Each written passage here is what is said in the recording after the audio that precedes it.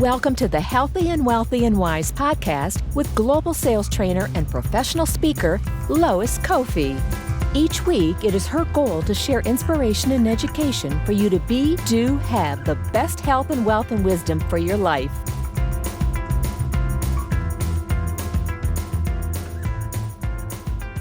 Well, all right.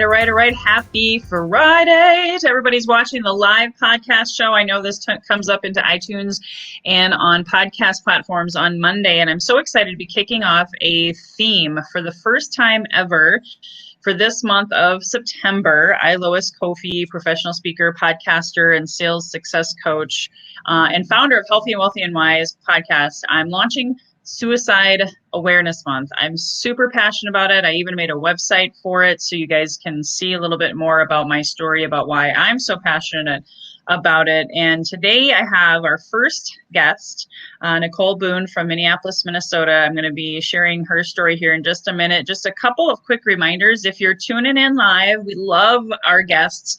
You may get the opportunity to ask questions later. So if you comment below, just say hashtag live and where are you tuning in from? We would love to know and acknowledge you.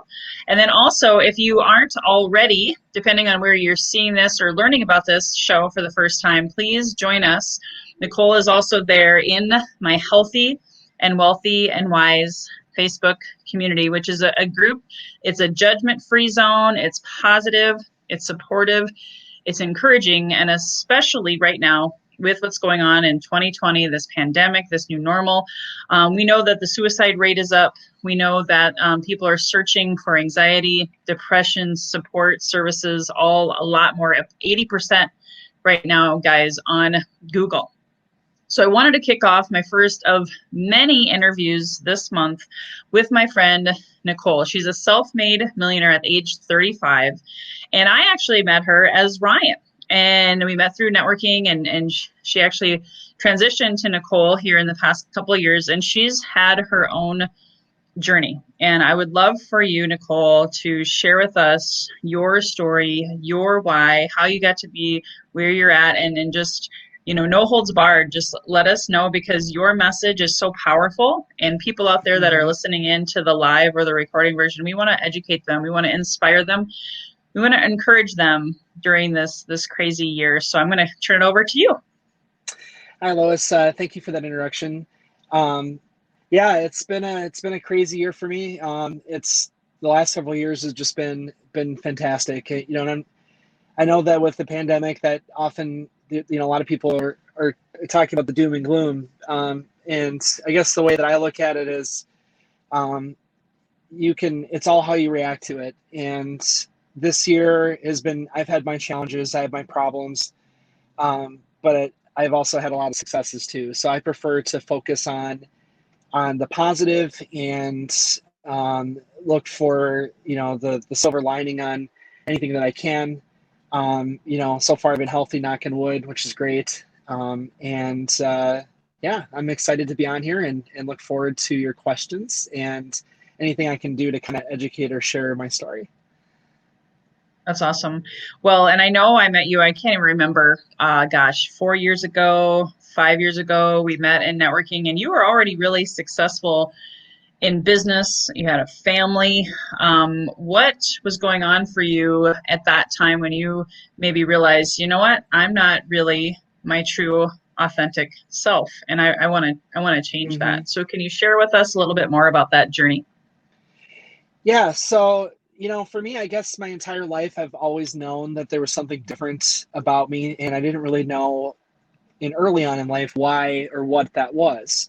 I would say that I, from a young age knew that there was something about that I wasn't comfortable with. And even from like kindergarten and on in school, I didn't feel like I was really one of the boys. And, and I guess for me, like without having that certainty, I mean, everybody said you're a boy, it'd be crazy for you to think that you're anything else. You were born that way and that's the way you are. And, I always in the back of my mind had this thought that, what makes me different, and a lot of people told me that, a lot of people in school would make fun of me because I had all these feminine mannerisms. I acted like a girl before I knew how to really, really fake it well as a guy. And a lot of people just thought I was gay. And ironically, they may have been correct, except not in the way that they were thinking. Right. I was interested in girls as a guy, as a boy, and it wasn't that. And I think that a lot of people are just cruel to people that are different. And I kind of buried it down. And after I went through puberty and college and stuff, I learned how to fake it. And I did as many things as I could to be hyper masculine, and it didn't work. It didn't work at all. And the whole time I was struggling with my identity and who I was. And really what actually was the trigger for me was I built up this big house of cards, and eventually that house of cards came crashing down. And when you're not living authentically as yourself, you start developing mental health issues. And mine was that I had a lot of anxiety, and I would have this debilitating anxiety where I would get worked up and have a panic attack, and I would faint. And I would faint for no apparent reason. I would just get worked up. I literally fainted when I was driving once.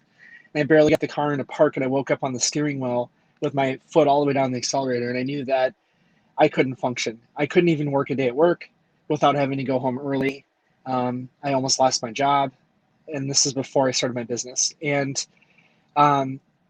it took a lot of medication at first when I was building the business to suppress the anxiety that I was having. And I was looking for answers, anything to just feel relaxed and not feel worked up every day. So literally I was dying. I could not survive being like that. So the way that I finally decided and discovered this is with the anxiety, I was seeing a therapist, which there's no shame in that at all. I think everybody should do it, because I think that there always are things in life that are stressors and struggles, and you should definitely reach out and get help. And I think without that, I don't know if I would have made it. And through that, I finally answered the question that I was afraid to ask, is who am I, and who am I really? And eventually I brought it up, and I said, this is probably nothing, but I kind of have this crazy idea that I might be a woman. And I don't know where that really comes from. I don't really know if this is real. I certainly had doubts, and I definitely had my prejudices going into this. And eventually, my therapist just said, I have a plan for you. I want you to every day after work go home and become that woman for 2 weeks, and I want you to see how you feel. And I said, that's crazy. I mean, no one's gonna see me but my family. I don't know. I don't want to be that person. I don't want to be a cross-dresser or anything like that. But I said, okay, fine. I guess, what do I have to lose? So I went home the first day, and I went out and I actually took it seriously. I put some money behind it. I spent $600, and I bought a bunch of outfits that I could wear for 2 weeks, and really took it seriously. And guess what? I felt so much better. I felt relieved, even though I didn't look very good in female clothes. I didn't look as good as I do now. I looked like a man wearing a dress, which is what I've heard a lot of. That's what people expect when they hear about a trans woman. And but for me, it was a relief. It was an answer.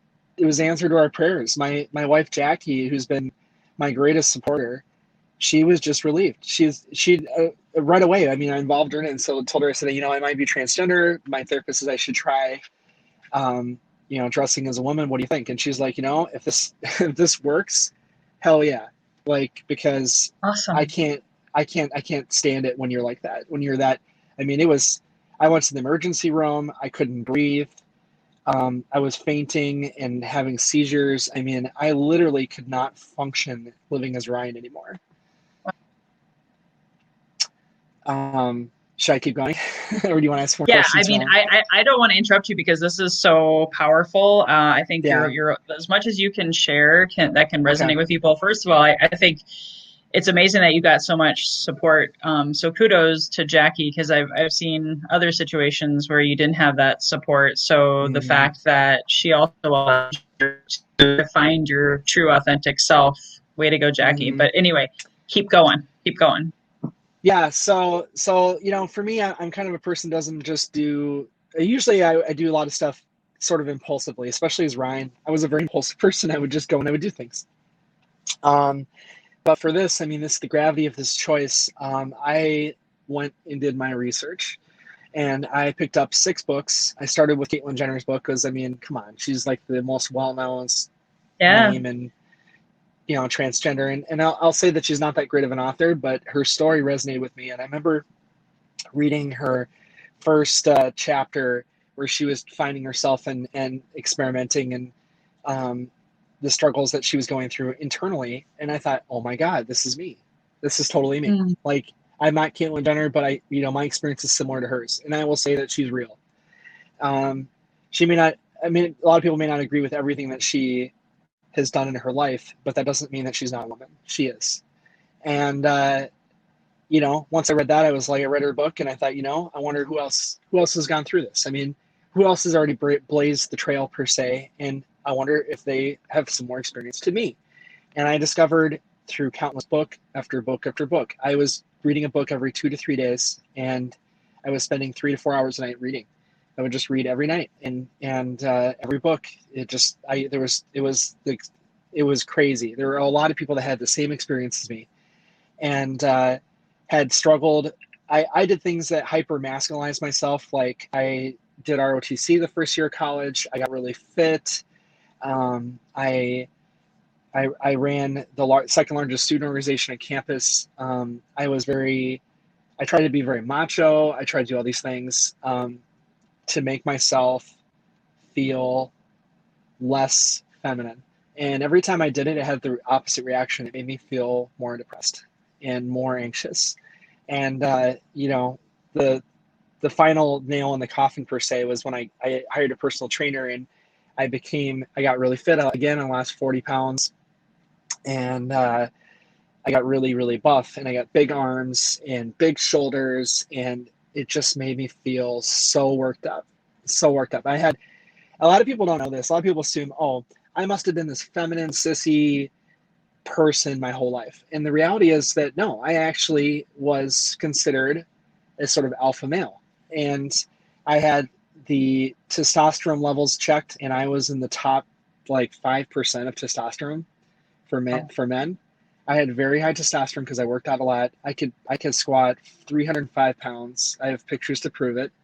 I benched 225. I was very fit and I was very masculine, and it made me feel horrible. And so after I did all this reading and stuff, holy crap, this is me. I'm a woman. Now what? Now what do I do? And anybody that really knows me knows that I really only have one speed, which is full throttle, and I just went for it. I didn't care what anybody thought. I didn't care what anybody. I didn't care who I ran over in the way to get there. I was going to be this woman, and I went out there and did it. And I remember my first experience going out, and I went shopping. I literally went in there presenting as a male to a woman's only store. And the first store I went into was White House Black Market. And I remember Susie and Danielle, who later became great friends of mine. Awesome. And I walked in there and I was looking at clothes and I was having my heart was beating out of my chest and I was feeling so anxious and they were like, oh, hi, what can we do for you? And it was actually Chloe at the time, one of their sales associates, and she's like, what size is she? And I said, I don't know. What size do you think I am? And she's like, oh, she had no idea. Because I came in there and I had a full beard. I had short hair and I was wearing baggy clothes and I didn't look like a woman. And I'd have to say, in a lot of ways, that those ladies have saved my life. In a lot of ways, because every week, every Friday, I've seen them for the last 3 years. And today is Friday, and I'm actually parked outside the mall because I'm going to go in and do my weekly Friday visit after this, and I'm going to go see some of those ladies. And they had no judgment at all. They welcomed me as a woman, even when I didn't look like one. And I will say that support has been absolutely phenomenal. And as a trans woman, as a trans person, I can tell you that is one of the most important things when you're transitioning, is to have a good support system. So they've been absolutely fantastic, and it's just been wonderful to be able to go through this and have that safe place. And I think anybody that's questioning their identity, I would recommend finding these places for you. And and it's been absolutely wonderful. But anyway, I got a whole bunch of clothes that day. I spent entirely way too much money, and I started my transition. And pretty much right away, I started just presenting as a woman. I would wear a wig, I would wear women's clothes, makeup, and people would scowl at me. They would look the other way. Parents would cover their children's eyes. They did. I was reviled, and I looked honestly like a man in women's clothes, and I didn't look good. And I just went out there and said, F it, I'm going to make this happen. And I don't, I look back at the pictures and I'm like, oh, I can't believe I did that. But I was feeling so excited. And yeah, I just went out there and did it. And, and for the first 6 months, I didn't notice any of the doubters or any haters. I just went out there and did everything I could. And I got on hormones right away, and hormones made a huge difference. They softened my features. I got my face. I got laser hair removal, pretty much right away after I made that decision. After I read all those books and decided let's go for it.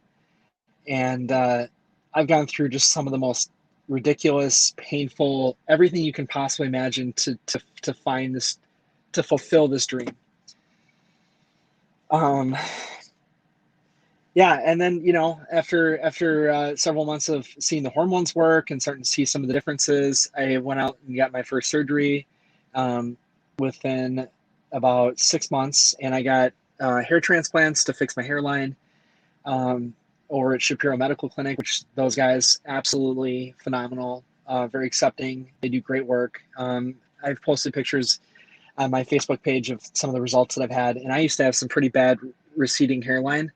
And now it looks very natural. And so I've had some great results of that. So, and the thing is, every time I did stuff like this, every time I lasered my face, or anytime I did any surgery that was permanent, my first gut was like, oh, I'm going to regret this. I'm going to change my mind someday, and I'm not going to, I thought I would regret it. And I've never, ever regretted it any time that I've done anything permanent.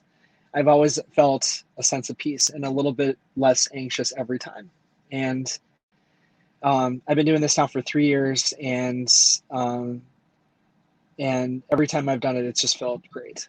And after that, I had voice feminization surgery, which I'm still kind of working on learning how to use those vocal cords better. I had in January this year, I had facial feminization surgery where I had my nose done, my eyes done. I had a brow lift. I had a subnasal lip lift. I had my jaw contoured. So basically cut pieces of my jaw off. I had my chin removed and put back on. I had a neck lift. I had breast augmentation all at the same time. Holy Toledo. Yeah, 10.5 hours of surgery. I was the most sick, miserable I've ever been coming out of surgery.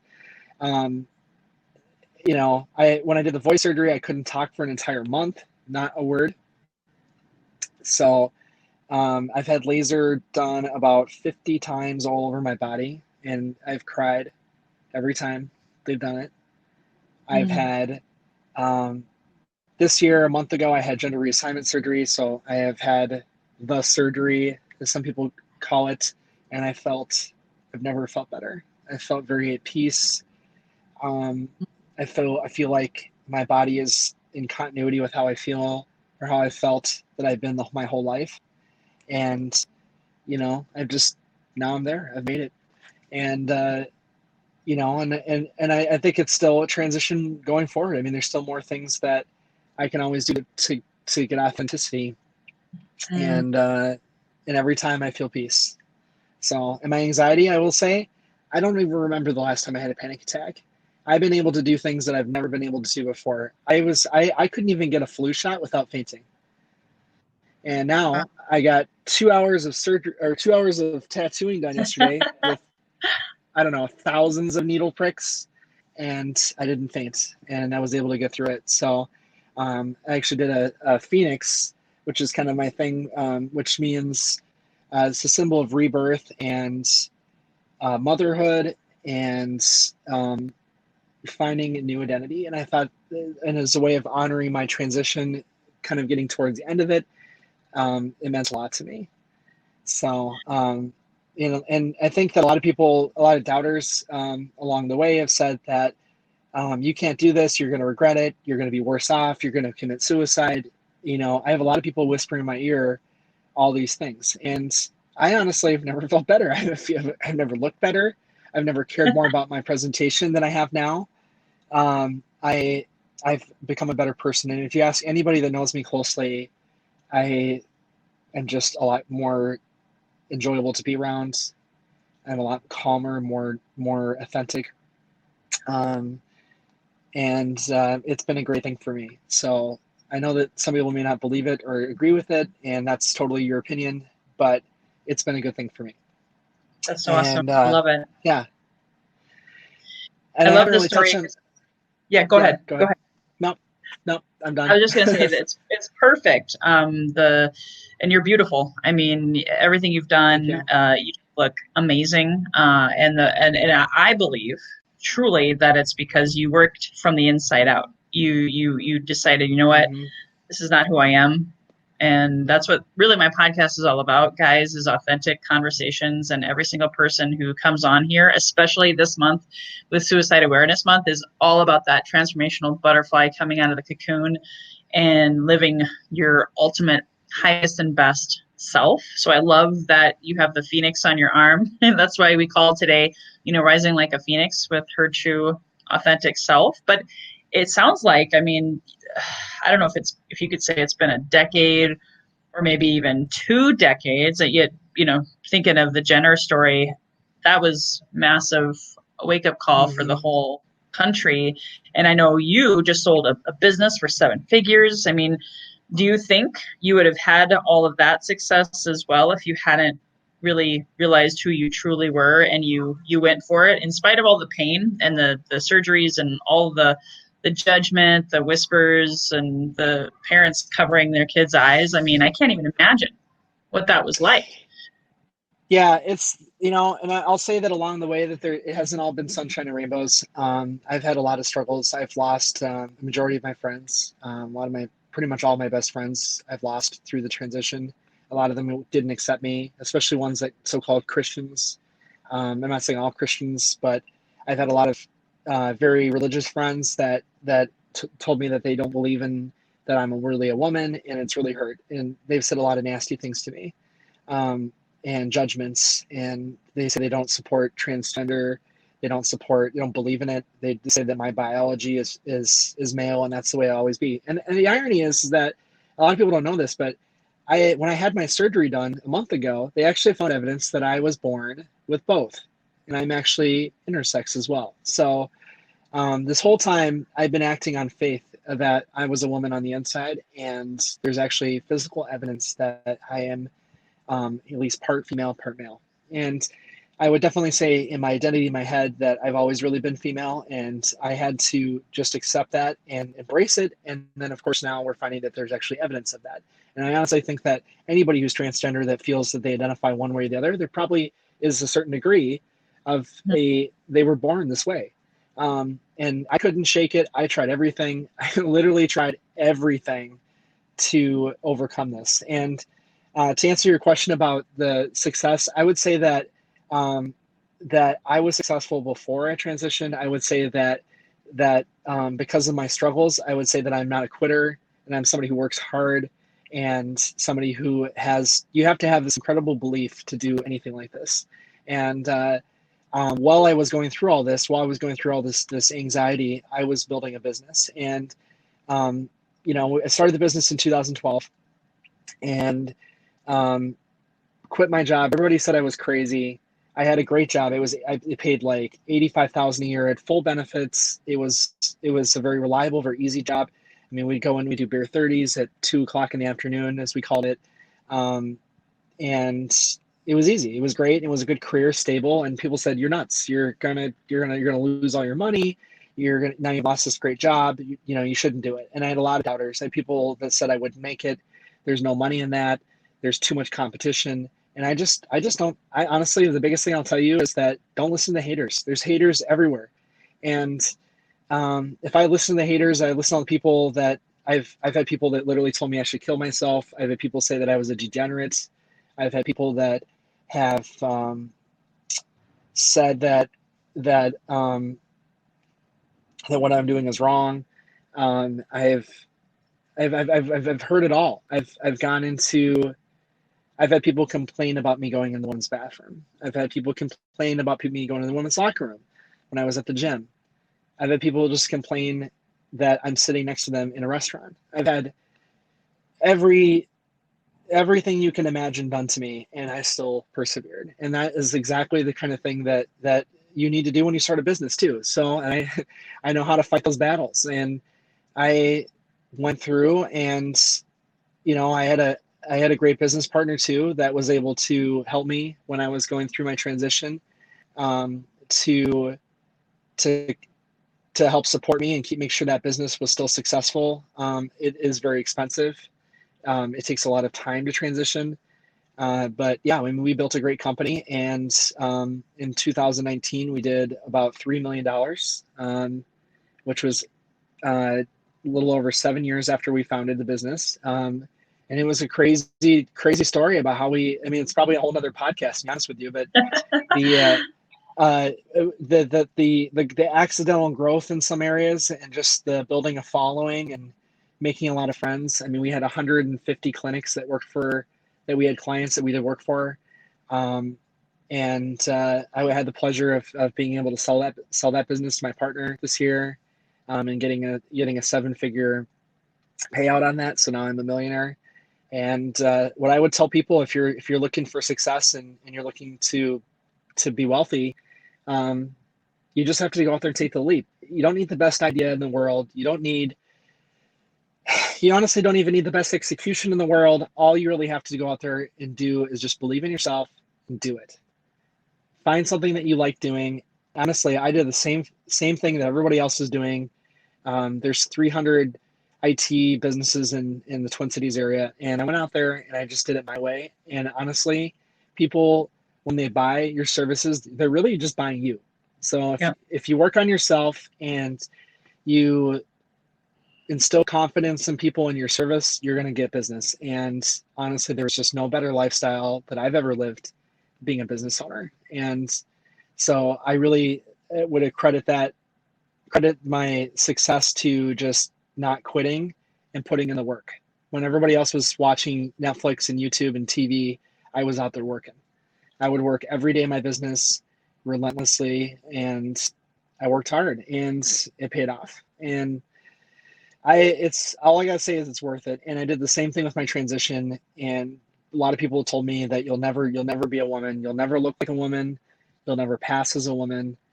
And so you may as well just give up. And look at me now. And I take strength in that.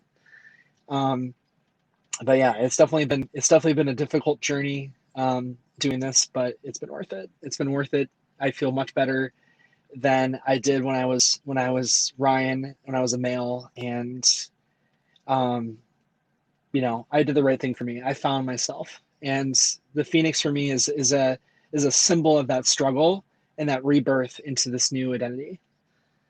So awesome. And I know we're running out of time, and I could listen to you for days. We'll have to have you come back. Maybe. Yeah, absolutely. I think you definitely have to write a book. I mean, like, you read Jenner's book, and being able to share that, you are a standout person who's transitioned, and you have so much value to give. And I do have, if you're, hopefully your phone isn't going to die. So I I do have two more questions. Do you have time? Sure, absolutely. I've got time. Okay. So, because you shared a lot, and I hope you guys took copious notes. Listen to this again. Share it with someone who's hurting right now, who's not feeling their authentic self, even if it's not about transitioning from a man to a woman or a woman to a man. There's so many people out there right now. I mean, again, we've seen the suicide rate increase, mental health. A lot of people just turn to pharmaceuticals, and I'm not trying to shun that concept. I'm not trying to, a lot of times people will turn to faith or religion. I'm not trying to shun that concept either. However, you said a lot of different things, but if you could pick one thing, if there's people listening right now who are hurting, who aren't their true authentic self, what is your best one bit of advice that they could apply right here, right now in this 2020, that from all of your experience and all of the pain that you've experienced, what is the one thing that they could do right now to help them be true to themselves? Well, I think the biggest thing that I've noticed is that, the number one illness right now is loneliness. And 2020 has definitely been a struggle with, being isolated. And I would say the biggest thing that having gone through this, and I recently had a friend that committed suicide, is reach out to somebody and talk to somebody, let them know your struggle and find a friend. Honestly, in the last year, I've had many moments where I've been in dark places where I've had struggles where I've had suicidal thoughts, and before I had these surgeries this year, feeling like I'm never going to make it. And the biggest thing that I did that helped me pull out of that is I found some new friends, and I didn't keep it a secret. You keep it a secret, it swells in you, and you start, the only voices you hear are the voices in your head that where you feel like you're not going to make it, all those self-doubt, and you just got to find people that support you. You got to have a good support system. I would say that's probably the number one thing. And even if you can't meet up with them, if you're not comfortable doing that with the pandemic, just find a friend. Do a Zoom call every day, to do a check-in, because those are the things that are going to save your life, and or save a friend's life too. Is if you're not somebody that's going through those struggles, reach out to your friends that you haven't heard from in a while, and make sure they're doing okay. And if all else fails, there's some great support systems too. There's the trans suicide hotline. There's the national hotline. I mean, those are people that are available to listen and help you out when you're in those dark spaces. Awesome. I know I have a phrase, no one succeeds alone. And when in doubt, Mm-hmm. reach out. I've had people who are like, Lois, why did you call me today? Like, I really needed that call. And I'm like, I don't know. Call it, the universe, God, whatever, something said I needed to call you. So if you guys, on both sides, if you're thinking about someone, call them. So many people are just about texting or whatever, call them. I've had several friends commit suicide, and so I've learned from this journey. When people don't call you back too, oftentimes I found out I kept calling, and sure enough, they call me back and they were crying, and they're like, Lois, how did you know? And it's just like, because I've been there myself. I had to have my five only friends left that I had after I went through a traumatic experience. Different, but similar. You find out who your true friends are when you decide to make a change, when you decide to take a leap and be true to yourself. So I had to have those friends on speed dial myself and say, you know what, if I'm calling, you need to pick up, because I might be having a moment. So I want to thank you for sharing Yeah, that. thank you. And I have one more question. If we don't, I know your phone battery's Sure. going. I Yeah, if I always, cut I out, always, that's why. I always close with this question. And I would love to have you back, Nicole. So we'll talk more about that. But my favorite question on this show is, because the name is Healthy and Wealthy and Wise, because that has a lot of meaning to me. When I rose the journey, it was this phrase, healthy and wealthy and wise, that kept me going. So what does that mean to you when you hear that phrase? Well, I think that healthy, wealthy, and wise means to me, it means being successful in every area in your life. And honestly, you can't just be successful in one area and not be in another. So I always am working on myself in all areas of my life, trying to be a better mother to my children, trying to be a better business owner, trying to be a more healthy person. Because I think when you're healthy, you have more energy and you're able to do more. And I think that being wealthy is more of a side effect of just being being healthy and instilling, always having this attitude of learning. I'm taking a class at the University of Minnesota this fall. I'm always reading. I'm always trying to learn new things, and I'm always willing to meet someone else and hear their story and download that wisdom into my head. So I think that having that attitude, these success attitudes, are what are going to make you become successful yourself. And so I think that you have to be really a champion at everything to be able to overcome some of these challenges, and at the same time just be, I think, to be successful in general. So. Awesome.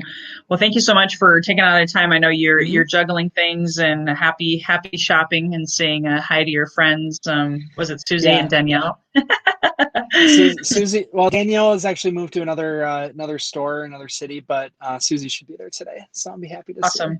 Awesome. Well, guys, please tune in to healthyandwealthyandwise.com. You're actually going to see and listen to this again. This is obviously here on my fan page. It's also inside of my Healthy and Wealthy and Wise Facebook community. Again, a positive, supportive, judgment-free zone where people like Nicole and people who are really, truly finding themselves and living by and leading by example. So if you'd like to connect with her, please join my community. And until next time, I have another show next Friday.